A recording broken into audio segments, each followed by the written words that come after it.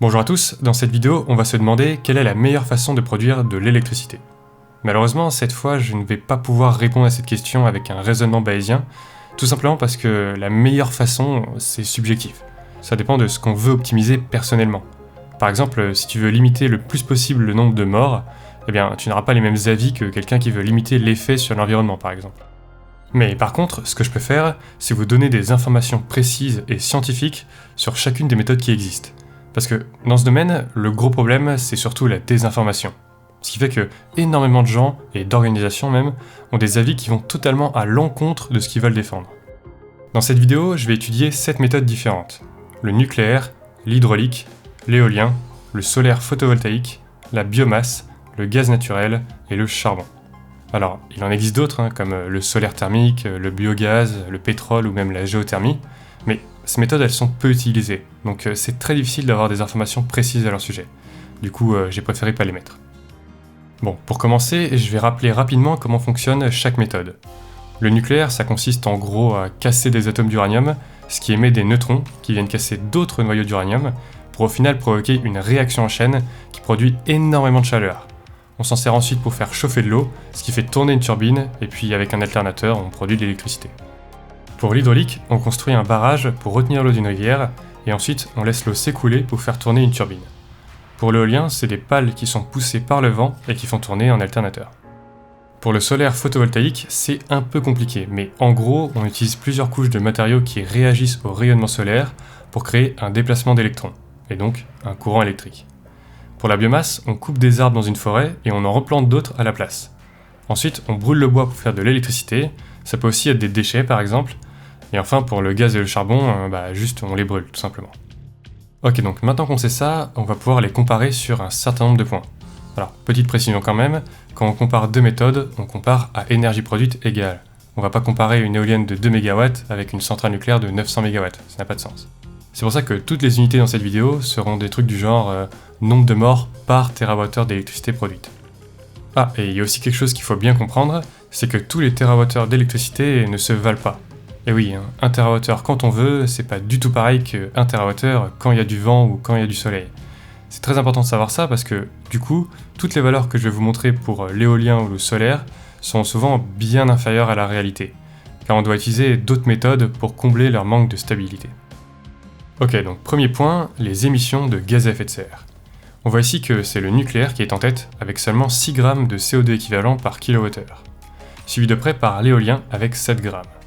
On a ensuite le solaire photovoltaïque qui fait presque 10 fois moins bien avec 56 grammes par kWh. Alors, pour ces trois méthodes, les émissions sont indirectes, c'est-à-dire qu'elles proviennent de la récolte des matériaux, de la construction des infrastructures, etc. Pour l'hydraulique, c'est un peu particulier parce que ça dépend énormément des barrages. Ça peut aller de 6 à 140 grammes par kWh.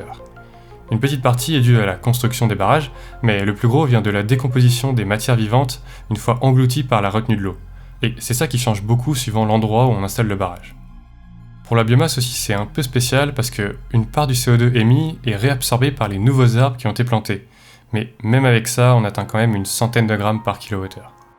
Et enfin, les mauvais élèves pour ce point-là, c'est clairement le gaz et le charbon, qui atteignent des sommets avec des émissions directes. C'est-à-dire que brûler du gaz et du charbon, ça produit directement du CO2. Et ça, en plus des infrastructures. Ok, donc là par exemple, si votre priorité absolue c'est d'émettre moins de gaz à effet de serre, le choix le plus rationnel que vous pouvez faire, c'est de favoriser le nucléaire et l'éolien et de réduire au maximum le gaz et le charbon. Maintenant, regardons l'espace occupé par chacune des méthodes, c'est-à-dire le territoire nécessaire en mètres carrés pour produire 1 MWh. On peut voir que c'est le nucléaire qui prend le moins d'espace avec 0,1 m² par MWh, puis il y a le gaz naturel avec 0,2 m². Ensuite, il y a l'éolien qui prend beaucoup plus de place avec 1 m² par MWh. Pour le charbon, ça dépend pas mal de la méthode utilisée, mais ça peut aller de 0,2 à presque 5 m² par MWh.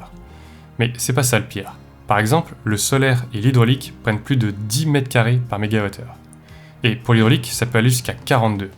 Mais tout ça, c'est rien en comparaison de la biomasse avec ses 500 m² par MWh. Alors, par contre, je ferai quand même une remarque sur ces chiffres parce que espace occupé, c'est un peu vague. Par exemple, les 500 m² de la biomasse, c'est des forêts. Les 10 m² de l'hydraulique, c'est des sortes de lacs.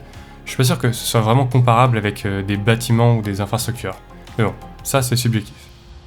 Bref, passons maintenant aux matériaux de construction.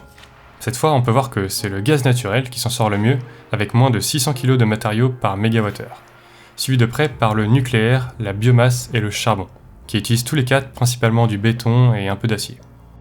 Puis, on passe directement sur un autre ordre de grandeur, avec l'éolien et ses 10 000 kg de matériaux par mégawattheure.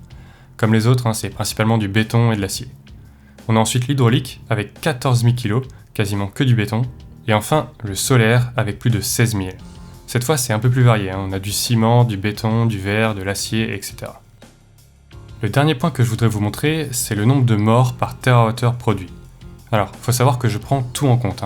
Les accidents lors de la récolte des matériaux, que ce soit des matériaux de construction, miner du charbon, de l'uranium, etc. Les accidents pendant la construction des infrastructures, les accidents pendant le fonctionnement de chaque méthode, et même les morts liées aux émissions de gaz à effet de serre. Ok, donc la méthode qui fait le moins de morts par térawattheure, c'est le nucléaire avec 0,01 morts. Vient ensuite le solaire avec 0,019, puis l'hydraulique avec 0,024, et enfin l'éolien avec 0,035. Ensuite, on passe à des nombres beaucoup plus grands. On a d'abord le gaz avec 2,8 morts par térawattheure, puis la biomasse avec 4,6 morts, et pour finir, le charbon avec plus de 24 morts par térawattheure. Alors, à la base, je voulais aussi parler des déchets solides non recyclables, mais j'ai trouvé aucune source pour avoir ces chiffres. Donc, si vous en avez, dites-le moi, comme ça je pourrais mettre les valeurs dans un commentaire épinglé par exemple. Ça pourrait être intéressant. Mais bon, à part ça, en faisant mes recherches, j'ai noté quelques infos supplémentaires sur différentes méthodes. Par exemple, le nucléaire, il ne peut être fait que à grande échelle. On peut faire des mini panneaux solaires, des toutes petites éoliennes, même des petits générateurs à essence, mais avec le nucléaire, ça, c'est pas possible. Il faut également un certain niveau de technologie. C'est pour ça que c'est surtout des pays développés qui l'utilisent. Pour l'hydraulique, il faut savoir que la retenue d'eau bouleverse pas mal l'environnement local. Et parfois, il faut évacuer des villages ou des villes entières. Et en plus, c'est uniquement faisable à certains endroits très précis. Et en France, par exemple, ils sont quasiment tous déjà utilisés. Par contre, ce qu'on peut faire de cool avec l'hydraulique, c'est de stocker de l'électricité quand on en a trop, avec des pompes et des réservoirs, et la réutiliser quand il n'y en a pas assez. C'est très utile quand la demande d'électricité n'est pas stable. Par exemple, en France, on consomme plus l'hiver que l'été. Pour l'éolien, eh bien déjà ça altère les paysages, et quand on les retire, le socle en béton armé qui était en dessous de l'éolienne, on le laisse dans le sol. On remet juste de la terre par-dessus. Pour la biomasse, comme je l'ai déjà dit au début, il y a une partie du CO2 qui est réabsorbée par la pousse des nouveaux arbres. Et on utilise parfois aussi des déchets, donc je suppose qu'ils auraient été brûlés dans tous les cas, donc autant pas gâcher cette énergie et en faire de l'électricité. Et pour finir, je rappelle ce que j'ai dit au début, mais les valeurs que j'ai données pour l'éolien et le solaire, il faut les prendre avec des pincettes. C'est vraiment quand il y a du vent ou quand il y a du soleil. En pratique, on est obligé de combler ce manque avec autre chose. Et voilà, je pense avoir tout dit. Maintenant, c'est à vous de vous faire votre propre opinion en fonction des points qui vous paraissent les plus importants. Par exemple, moi, c'est surtout le nombre de morts et la quantité de gaz à effet de serre. Du coup, je suis assez triste que ce soit le charbon, la méthode la plus utilisée dans le monde, vu que c'est la pire dans les deux domaines. Et à l'inverse, je suis plutôt content que ce soit le nucléaire qui est le plus utilisé en France, parce que pour le coup, c'est la meilleure méthode dans ces deux domaines. Bref, merci d'avoir regardé jusqu'au bout.